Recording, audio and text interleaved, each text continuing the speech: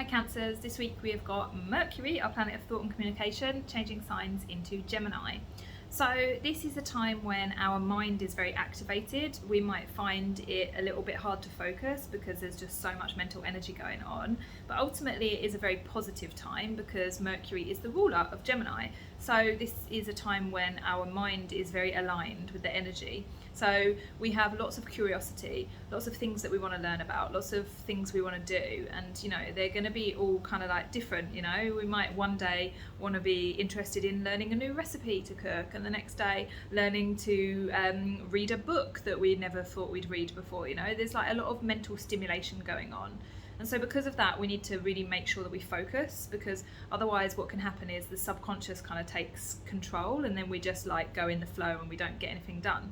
So this is a really important time to, yes, focus on things that are important to you and the things that entertain you and that you're curious about, but also make sure that you are grounded throughout this, that you're present throughout this, because Gemini is this energy that is very intellectual. It wants to know things, it wants to understand things, but it's also important that it's directed in some way, because otherwise it can change a lot and it can go from one thing to another thing. The same is with people's communication. If you find that people are kind of communicating a lot faster than usual, if you find that to be overwhelming at times, then just try to ground yourself, try to find moments of quiet as well, because when you find those moments of quiet, then you will also be able to understand the ideas or follow the curiosities that are actually important to you. So your cards for this season are, okay, we've got swords.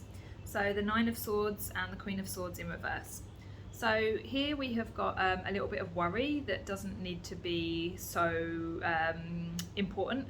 It's like it is an important thing to worry about, but the worry itself is making the problem worse.